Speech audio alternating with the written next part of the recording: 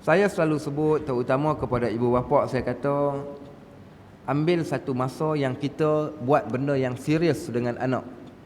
Wasiat ini adalah benda yang serius. Dan pada orang Melayu, bukan sekadar pada orang Melayu, bahkan pada semua orang, bila dia mendengar pesanan wasiat, maka dia anggap benda ni satu benda yang amat serius.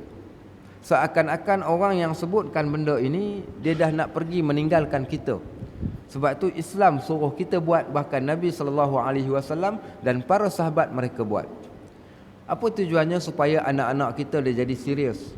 Contoh kita kata, saya ingat saya wasiat bapa saya, pesanan. Waktu dia hantar saya nak pergi belajar ke luar negara, di airport Al-Usta.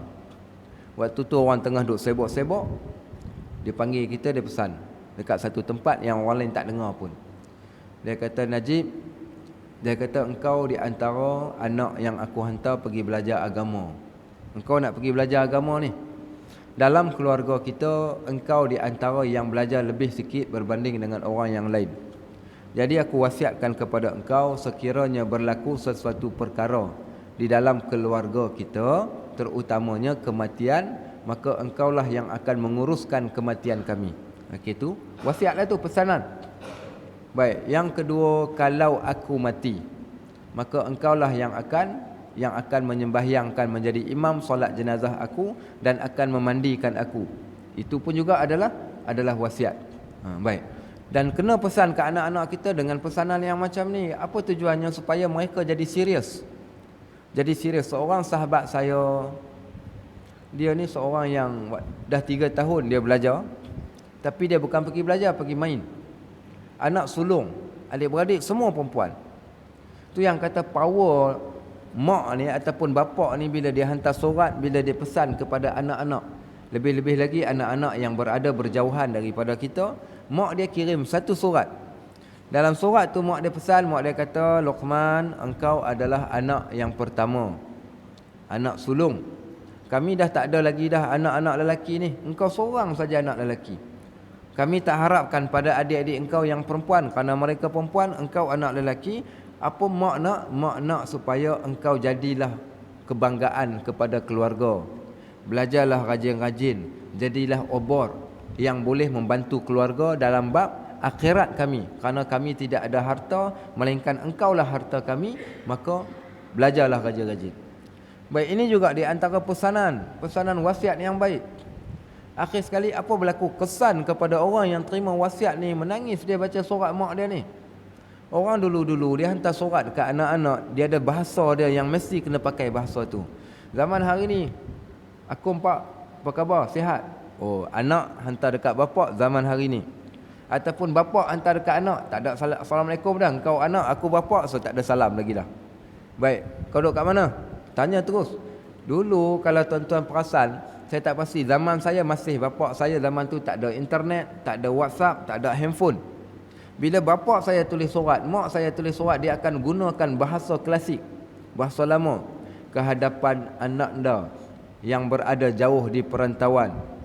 Ayah anda dan bonda berada di dalam keadaan sihat walafiat. Ui, kita baca ni macam tengok drama ni. Baca surat ni daripada bapa kita ni. Mau kalau dia pesan dalam surat tu, kita pun nak risau. Zaman hari ni kita tak guna ayat tu. Kita tak gunakan istilah bahasakan diri kita dengan ayah anda. Kita tak gunakan bahasakan diri kita dengan bonda ataupun bonda lah biasanya.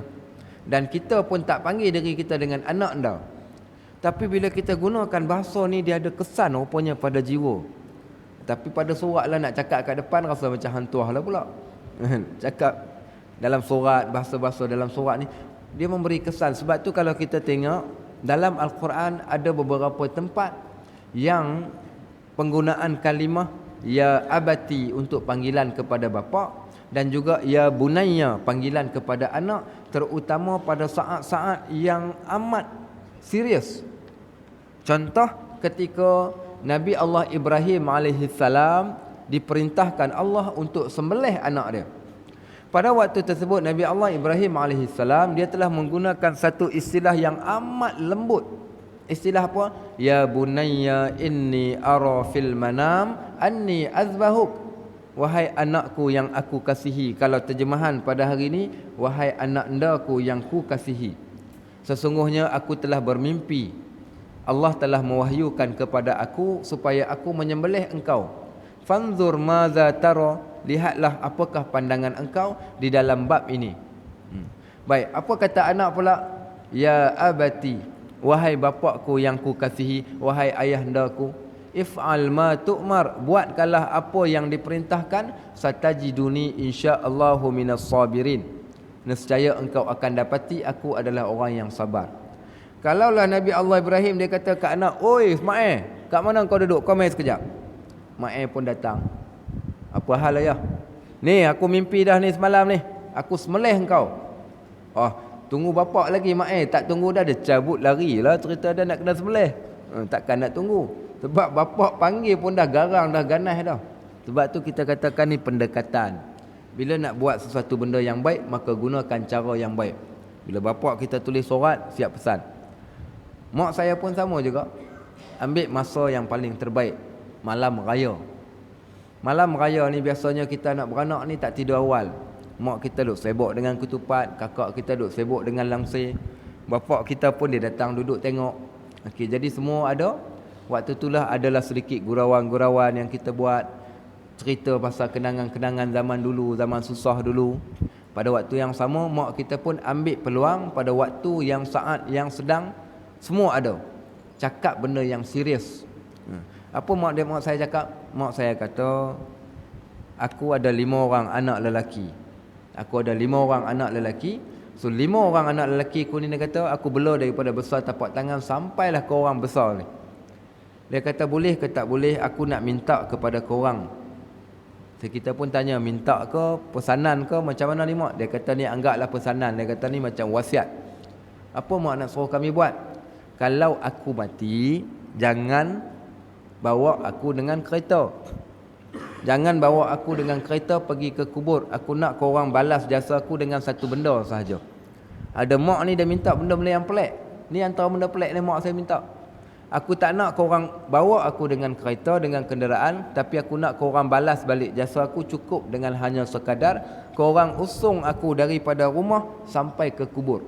Mak saya minta kepada kami. Tak apalah, kita kata, kita pun semua diam. Anak-anak semua serius. Sebab mak kita serius.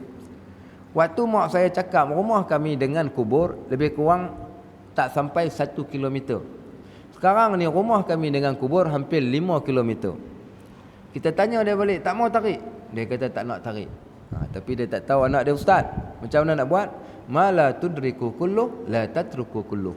Benda yang tak mampu buat semua, jangan ditinggalkan semua. So, bawa dengan kereta separuh. Tempat yang kita rasa kita boleh usung dia, waktu tu kita pun usung sampai ke kubur.